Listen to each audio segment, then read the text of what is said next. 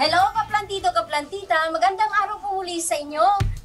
Sa hanay ng mga viral YouTube content creators, talaga namang pinusuan ng mga netizens ang channel ni Nanay Heidi. Bukod kasi sa mga practical niyang tips sa pagtatanim, agaw pansin din ang location ng kanyang garden. Ako ay agriculture teacher, elementary. Tapos nakapagtapos din ako ng agriculture. BS Practical Arts, may area ng agriculture. Hanggang sa pag-retired ko, sabi ko, mag-rooftop gardening ako. So sabi ng anak ko, dahil nagkaroon tayo ng pandemya, sabi niya, ma, pwedeng i-video ko kayo. Try lang natin, sabi niya. Doon nagsimula na na-inspire ako dahil sa dami ng may gustong magtanim at marami nga nakapagtanim, ba't ibang lugar na hanggang sa ibang bansa na nakarating.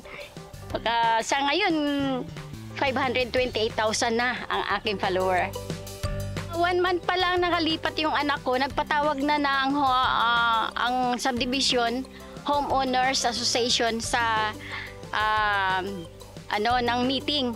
So umattend ako kasama niya. Then nabanggit doon na pwedeng magtanim sa mga bakanting lote. At pag dumating na lang ng may-ari, ibigay nyo na lang. Sabi niya ganyan. O pag dumating at gusto ng gulay niyo, bigyan nyo. Dito po ako sa bakanting lote na to. Puro talahib. Ayan po yung mga ginagawa kong ganito. Dito ko po nakuha. Pati mga ugat niyan, pinagkakalkal ko para mataniman ko ng gulay. So lahat ng maabot ng aking kaya na hawanin, hinawan ko na po sa likod ng bahay, sa gilid ng bahay. So tawid na to at tawid rin yan. Kung napapansin po ninyo, may isang puno ako ng papaya dito na hitik sa bunga, no? Marami na po akong napakinabangan dito. Actually, ginagawa ko na itong prutas ko. So, ayun, may malunggay ako dito, may kamyas. Sa pagtatanim, hindi hadlang ang edad. Hindi rin kailangan ng malawak na lupain.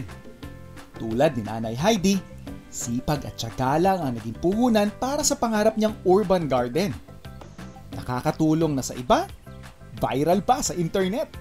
Unti-unti, 2 hours in the morning, 2 hours in the afternoon. Masaya po, masigla ang katawan. Hanggang sa muli po, bye-bye po!